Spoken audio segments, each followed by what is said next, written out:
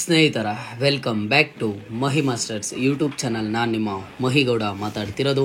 KCET 2025 ಅಪ್ಡೇಟ್ಗೆ ತಮಗೆಲ್ರಿಗೂ ಆತ್ಮೀಯವಾದ ಸ್ವಾಗತ. ಇವತ್ತಿನ ಈ ವಿಡಿಯೋದಲ್ಲಿ KCET 2025 ಆಲ್ ಟಿಕೆಟ್ ಏನಿದೆ, ಈ ಒಂದು ಆಲ್ ಟಿಕೆಟ್ ಡೌನ್ಲೋಡ್ ಕುರಿತು ಸ್ಟೂಡೆಂಟ್ಸಲ್ಲಿ ಸಾಕಷ್ಟು ಡೌಟ್ಸ್ ಆದರೆ ಇದ್ದಾವೆ, ಸಾಕಷ್ಟು ಪ್ರಾಬ್ಲಮ್ಸನ್ನು ಆದರೆ ಫೇಸ್ ಮಾಡ್ತಿದ್ದಾರೆ. ಆ್ಯಂಡ್ ಹಾಗೇನು ಈ ವರ್ಷ ಒಂದಿಷ್ಟು ಚೇಂಜಸ್ ಆದರೆ ಆಗಿರುವಂಥದ್ದು ಹಾಲ್ ಟಿಕೆಟಲ್ಲಿ. ಸೊ ಎಲ್ಲದ್ರ ಬಗ್ಗೆಯೂ ಇವತ್ತಿನ ಈ ವಿಡಿಯೋದಲ್ಲಿ ಸಂಪೂರ್ಣವಾದ ಮಾಹಿತಿಯನ್ನು ಕೊಡ್ತೀನಿ.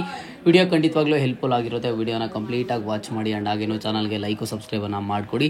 ಈಗ ಸಬ್ಸ್ಕ್ರೈಬ್ ಮಾಡ್ಕೊಂಡಿದ್ದೀರಾ ಅಂತಂದರೆ ಮುಂದೆ ಬರುವಂತಹ ಎಲ್ಲ ರೀತಿಯ ಕೌನ್ಸಿಲಿಂಗ್ ಅಪ್ಡೇಟ್ಸ್ ಜೊತೆಗೆ ಮುಂದೆ ನೀವು ಜಾಯ್ನ್ ಆಗುವಂತಹ ಇಂಜಿನಿಯರಿಂಗ್ ಕಾಲೇಜಸ್ ಆಗಿರ್ಬೋದು ಅಥವಾ ಬೇರೆ ಮೆಡಿಕಲ್ ಕಾಲೇಜಸ್ ಆಗಿರ್ಬೋದು, ಆಗ ನೀವು ಸ್ಕಾಲರ್ಶಿಪ್ ಅಪ್ಡೇಟ್ಸನ್ನು ಸಹ ಪಡ್ಕೋಬೋದು ಆಗಿರುತ್ತೆ. ನಿಮಗೆ ಬರುವಂಥ ಸ್ಕಾಲರ್ಶಿಪ್ಸ್ ಬಗ್ಗೆ ಕಂಪ್ಲೀಟ್ ಅಪ್ಡೇಟನ್ನು ಕೊಡ್ತಿರ್ತೀನಿ. ಸೊ ಚಾನಲ್ಗೆ ಸಬ್ಸ್ಕ್ರೈಬನ್ನು ಮಾಡ್ಕೊಳ್ಳಿ.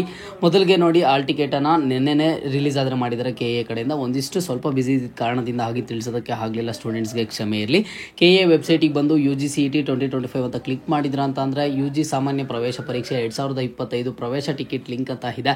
ಜಸ್ಟ್ ಅದರ ಮೇಲೆ ಕ್ಲಿಕ್ ಮಾಡಿ. ಅದರ ಮೇಲೆ ಕ್ಲಿಕ್ ಮಾಡಿದ್ದ ಆದಮೇಲೆ ನಿಮಗೆ login ID register number and ಹಾಗೇನು ಪಾಸ್ವರ್ಡ್ ಅಂತ ಕೇಳುತ್ತೆ. ಸ್ಟೂಡೆಂಟ್ಸ್ ಈಗಾಗಲೇ ಎಲ್ಲರೂ ಡೌನ್ಲೋಡ್ ಮಾಡಿದ್ರೆ ಅಂತ ಅಂದ್ಕೊಂಡಿದ್ದೀನಿ. ಇನ್ ಕೇಸ್ ಯಾರಾದರೂ ಡೌನ್ಲೋಡ್ ಮಾಡಿಲ್ಲ ಅಂತ ಅಂದರೆ ನೋಡಿ, ಲಾಗಿನ್ ID ರಿಜಿಸ್ಟರ್ ನಂಬರ್ ಅಂತ ಅಂದರೆ ಈಗ ನೀವು CET ಅಪ್ಲಿಕೇಶನ್ ಏನು ಅಪ್ಲಿಕೇಶನ್ ಹಾಕಿರ್ತೀರ, ಫೈನಲ್ ಪ್ರಿಂಟ್ಔಟ್ ಬಂದಿರುತ್ತಲ್ವ, ಆ ಫೈನಲ್ ಪ್ರಿಂಟ್ಔಟಲ್ಲಿ ಲಾಸ್ಟ್ ಪೇಜಲ್ಲಿ ಆದರೆ ನಿಮಗೆ ರಿಜಿಸ್ಟರ್ ನಂಬರ್ ಆದರೆ ಸಿಕ್ಕಿರುತ್ತೆ. ಆ ರಿಜಿಸ್ಟರ್ ನಂಬರನ್ನು ಎಂಟರ್ ಮಾಡಿ. ಆ್ಯಂಡ್ ಹಾಗೇನು ಪಾಸ್ವರ್ಡ್ ನೀವೇ ಸೆಟ್ ಮಾಡಿರ್ತೀರ, ಆ ಪಾಸ್ವರ್ಡನ್ನು ಹಾಕ್ಕೊಳ್ಳಿ. ಮರ್ತಿದ್ರೆ ಫರ್ಗಟ್ ಪಾಸ್ವರ್ಡ್ ಇದೆ, ಜೊತೆಗೆ ಕ್ಯಾಪ್ಚನ್ನ ಎಂಟರ್ ಮಾಡಿ. ಪ್ರತಿಯೊಬ್ಬರೂ ಲಾಗಿನ್ ಯೂಸಿಂಗ್ OTP ಅಂತಲೇ ಕೊಡಿ, ಯಾಕಂತಂದರೆ ಸುಲಭ ಇರುತ್ತೆ. ನೀವು ಮೊಬೈಲ್ ನಂಬರ್ ಯಾವುದು ಲಿಂಕ್ ಮಾಡಿದ್ರೆ ಆ ಒಂದು ಮೊಬೈಲ್ ನಂಬರ್ಗೆ OTP ಆದರೆ ಹೋಗುತ್ತೆ.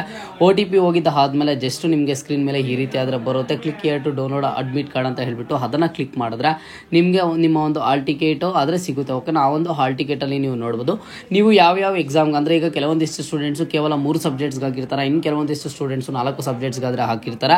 ಇಲ್ಲಿ ಟೈಮಿಂಗ್ಸ್ ಸಮೇತ ಈಗ ಎಕ್ಸಾಂಪಲ್ ಹೇಳೋದಾದರೆ ಫಿಸಿಕ್ಸ್ ಬಂದುಬಿಟ್ಟು ನಿಮಗೆ 16 April 2025 Wednesday time 10:30 AM to 11:50 AM ಅಂತ ಇದೆ. ಆ್ಯಂಡ್ ಹಾಗೇನು ಕೆಮಿಸ್ಟ್ರಿ ಅದೇ ದಿನ ನಾವು ವೆಡ್ನೆಸ್ಡೇ ಟೈಮ್ ನೋಡ್ಬೋದು 2:30 PM ಟು 3:50 PM ಅಂತ ಹೇಳ್ಬಿಟ್ಟು.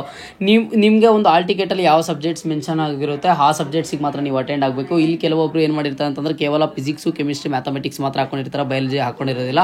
ಅಂತಹ ಸ್ಟೂಡೆಂಟ್ಸು ಬಯಾಲಜಿಗೆ ಹೋಗುವಂಥ ಅವಶ್ಯಕತೆ ಆದರೆ ಇರೋದಿಲ್ಲ. ಹಾಲ್ ಟಿಕೆಟಲ್ಲಿ ನಿಮಗೆ ಯಾವ ಸಬ್ಜೆಕ್ಟ್ಸ್ ಮೆನ್ಷನ್ ಆಗಿರುತ್ತೆ ಆ ಒಂದು ಸಬ್ಜೆಕ್ಟ್ಸ್ಗೆ ನೀವು ಕಂಪಲ್ಸರಿಯಾಗಿ ಅಟೆಂಡ್ ಆಗಲೇಬೇಕಾಗುತ್ತೆ. ಈ ವರ್ಷ ಹೊಸದಾಗಿ ಸ್ಕ್ಯಾನರನ್ನು ಸಹ ಕೊಟ್ಟಿದ್ದಾರೆ ನಿಮ್ಮ ಒಂದು ಡೀಟೇಲ್ಸ್ಗೆ. ಆ್ಯಂಡ್ ನೆಕ್ಸ್ಟ್ ನಿಮಗೆ ಒಂದು ಇನ್ಸ್ಟ್ರಕ್ಷನ್ ಟು ಕ್ಯಾಂಡಿಡೇಟ್ಸ್ ಅಂತ ಹೇಳ್ಬಿಟ್ಟು ಇಲ್ಲಿ ಇನ್ಸ್ಟ್ರಕ್ಷನ್ಸನ್ನು ಕೊಟ್ಟಿದ್ದಾರೆ. ನೀವು ಇನ್ಸ್ಟ್ರಕ್ಷನ್ಸನ್ನು ಎಲ್ಲನೂ ಸಹ ನೀವು ಕ್ಲಿಯರಾಗಿ ಓದ್ಕೊಳ್ಳಿ. ಓಕೆನಾ? ನಿಮಗೆ ಹೆಲ್ಪ್ ಆಗುತ್ತೆ. ಎಲ್ಲ ನಾರ್ಮಲ್ ಇನ್ಸ್ಟ್ರಕ್ಷನ್ಸ್ ಇರುತ್ತೆ, ಆನ್ ಟೈಮಿಗೆ ಹೋಗ್ಬೇಕಂತ ಹೇಳ್ಬಿಟ್ಟು. ಆ್ಯಂಡ್ ಹಾಗೇನೆ ಒಂದು ವಾಚಸ್ ಯೂಸ್ ಮಾಡಬಾರ್ದು, ಮೊಬೈಲ್ ಫೋನ್ ತರಬಾರ್ದು ಅಂತ ಹೇಳ್ಬಿಟ್ಟು ಈ ರೀತಿ ಸಿಂಪಲ್ ಆಗಿ ಇನ್ಸ್ಟ್ರಕ್ಷನ್ಸ್ ಇರುತ್ತೆ. ಈ ವರ್ಷ ಹೊಸದಾಗಿ ಆ್ಯಡ್ ಮಾಡಿರುವಂಥದ್ದು ನಿಮಗೆ ಪ್ರಾಕ್ಟೀಸ್ OMR ಶೀಟ್ ಆದರೆ ಕೊಟ್ಟಿದ್ದಾರೆ. ನೀವು ಇಲ್ಲಿ ನೋಡ್ಬೋದು ಸ್ಟೂಡೆಂಟ್ಸ್ ಪ್ರಾಕ್ಟೀಸ್ ಕಾಪಿ ಅಂತ ಹೇಳ್ಬಿಟ್ಟು. ಇದನ್ನು ಏನಕ್ಕೆ ಕೊಟ್ಟಿದ್ದಾರೆ ಅಂತ ಅಂದರೆ ನಿಮಗೆ ಸ್ಟೂಡೆಂಟ್ಸಿಗೆ ತುಂಬ ಹೆಲ್ಪ್ ಆದರೆ ಆಗುತ್ತೆ. ಇಲ್ಲಿ ಕೆಲವೊಂದಿಷ್ಟು ಕಾಲೇಜಸಲ್ಲಿ CET ಎಕ್ಸಾಮ್ ಈ ರೀತಿ ಇರುತ್ತೆ, CET ಎಕ್ಸಾಮನ್ನು ಈ ರೀತಿ ಬರೀಬೇಕು, ಟಿಕ್ಕಿಂಗ್ ಇರುತ್ತೆ, ನೀವು ಈ ರೀತಿ ಶೇಡ್ ಮಾಡಬೇಕು ಅಂತ ಹೇಳ್ಬಿಟ್ಟು ಕೆಲವೊಂದಿಷ್ಟು ಕಾಲೇಜಸಲ್ಲಿ ಹೇಳ್ಕೊಟ್ಟಿರ್ತಾರೆ. ಕೆಲವೊಂದಿಷ್ಟು ಕಾಲೇಜಸಲ್ಲಿ CET ಬಗ್ಗೆ ಆ್ಯಕ್ಚುಲಿ ಮಾತಾಡೋದೇ ಇಲ್ಲ. ಅಂತ ಸ್ಟೂಡೆಂಟ್ಸ್ಗೆ ಇದು ಹೆಲ್ಪ್ ಆಗುತ್ತೆ. ಸ್ಟೂಡೆಂಟ್ಸ್ ಪ್ರಾಕ್ಟೀಸ್ ಕಾಪಿ ಅಂತ ಹೇಳ್ಬಿಟ್ಟು ಇಲ್ಲಿ ಏನೊಂದು ಬರ್ತಿದೆ ನಿಮಗೆ ಒಂದು ಈ ಸ್ಟೂಡೆಂಟ್ ಪ್ರಾಕ್ಟೀಸ್ ಕಾಪಿ ಇದೇ ಥರ ನಿಮಗೆ ಬುಕ್ಲೆಟ್ ಆದರೆ ಕೊಡುವಂಥದ್ದು. ನೀವು ಒಂದು ಎಕ್ಸಾಮ್ಗೆ ಅಟೆಂಡ್ ಆದಾಗ ಅಲ್ಲಿ ನಿಮಗೆ ಸೀರಿಯಲ್ ನಂಬರ್ ಅವರಿಗೆ ಕೊಟ್ಟಿರ್ತಾರೆ.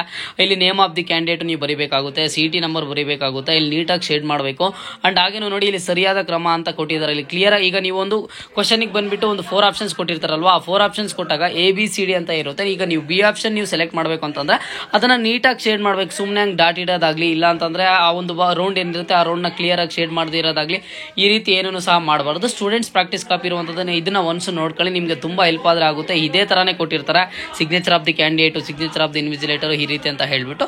ನಿಮಗೆ ಎಕ್ಸಾಮ್ 16ನೇ ತಾರೀಕು ಆದರೆ ಸ್ಟಾರ್ಟ್ ಆಗುತ್ತೆ. ಸೊ ನಿಮ್ಮ ಎಲ್ಲ ಒಂದು ಪ್ರಿಪ್ರೇಷನ್ಸನ್ನು ಸ್ಟಾರ್ಟ್ ಮಾಡ್ಕೊಳ್ಳಿ.